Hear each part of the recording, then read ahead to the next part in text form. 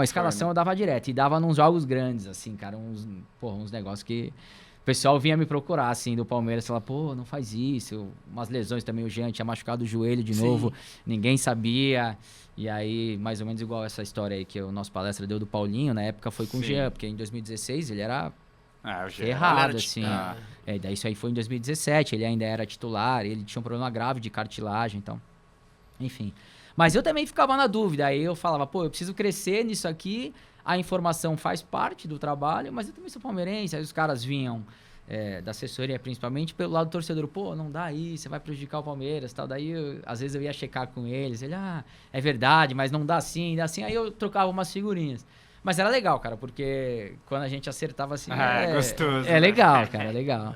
E Rafa, você que teve contato com o Felipão, e o Felipão sempre foi muito conhecido em ser um cara que blindava o elenco nas coletivas, né? Sempre trazia esse discurso de nós contra todos, imprensa versus o clube. E o Abel Ferreira, cara, ultimamente, ele é um cara que tá confrontando muito com a imprensa, né? E teve uma coletiva contra o Vitória, ele sai... Né, durante a pergunta do repórter, ou praticamente cortando a pergunta do repórter, ele sai da coletiva e a gente discutiu muito. Será que o Abel ele tá fazendo isso pra blindar o elenco e chamar a responsabilidade pra ele, ou ele reagiu daquela forma porque ele é aquilo mesmo, ele ficou puto, não gostou, estavam falando do jogo do Corinthians e era pra falar do Vitória.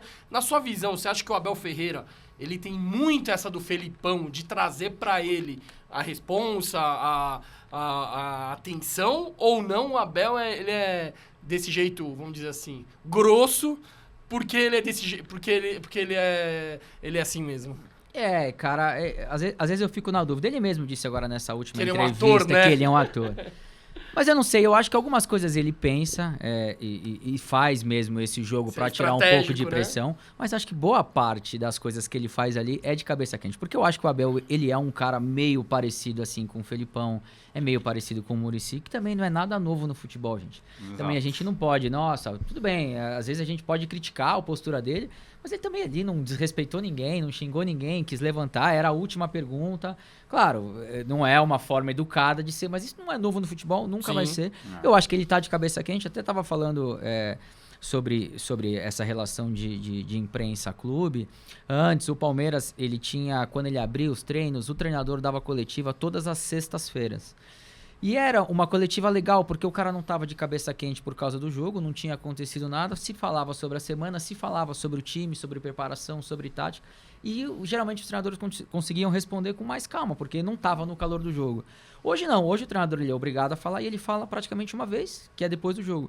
Na maioria das vezes o cara tá ali no calor da emoção. Sim. E eu acho que é o jeito dele mesmo, assim. Ele é um cara turrão, é um cara que gosta de blindar o elenco, mas acho que a maioria das coisas que ele faz é porque ele tá de cabeça quente. Então não é estratégico, mesmo. Não. Ele não é tão bom ator assim. Eu acho difícil, cara. Não sei o que vocês acham. Acho que pro trabalho dele ia ser bom abrir a... Porque o trabalho deve ser bom pra caramba, futebol, cara, sabia? Porque lá nos Estados Unidos você viu como ele tava soltinho com a galera, trocando ideia. Tipo, eu acho que ia fazer bem pra ele esse relacionamento. Não digo que tem que abrir o treino pra todo mundo ver tudo, não é isso? E nunca foi assim, abriu tudo, exato, né? Mas, por exemplo, eu acompanhei bem, assim, de 2016 a 2020, a gente pegou o Cuca, a gente pegou o Felipão, pegou Roger Machado, Eduardo Batista, pegou Marcelo Oliveira um pouquinho, enfim, vários tipos de treinadores. E é legal, cara, porque você consegue avaliar e analisar fora só o que você tá vendo no jogo, né? Porque você vê o treino, você vê a forma que o treinador trabalha, o tipo de metodologia que o cara tem, você vê quem tá treinando bem, quem não tá, você tem uma relação mais próxima. Eu acho que até ajuda a proteger o trabalho do cara se o trabalho é bem feito. E eu acredito de verdade que o Abel trabalha bem assim no dia a dia. Eu acho que ele tem uma comissão técnica boa. O cara não ia ganhar 10 títulos em 5 anos se o cara não soubesse o que ele estivesse fazendo no dia a dia. Tudo isso é uma metodologia legal. E hoje a gente não tem nada, então a gente avalia muito pelo jogo. Às vezes, se as coisas não dão certo, o que nós vamos falar? Não, o trabalho é ruim. E na verdade, às vezes o trabalho não é ruim, às vezes os jogadores não estão entendendo, às vezes é uma falta de qualidade técnica mesmo, que às vezes o trabalho é bom e o cara não consegue executar. Então eu acho que isso aí era uma coisa boa que a gente tinha na época e hoje a gente não tem mais. E uma outra coisa que era legal também a gente tinha mais informação e a gente não ficava dependendo 100% do Palmeiras. Um exemplo, o Bruno Rodrigues, né? O atacante. Ele tá 4, 5 meses em transição física. E a gente não tem nenhuma informação. O Palmeiras solta o que ele quer. A gente não sabe se o cara tá treinando, se tá treinando bem, se não tá. Então, no final das contas, a própria torcida fica sem informação, entendeu? Então, acho que o Palmeiras poderia repensar isso pelo menos um dia ou outro. Acho que ajuda a blindar um pouco o trabalho do treinador, sabe? E o próprio Anderson Barros, na coletiva que ele participou, ele falou sobre esse dia a dia, né?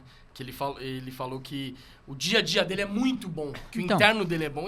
Como que a gente vai saber? Como é que vai saber? Exatamente. É a palavra de um diretor pós-eliminação do derby, todo mundo de cabeça quente. Então eu acho que vocês vendo o treino...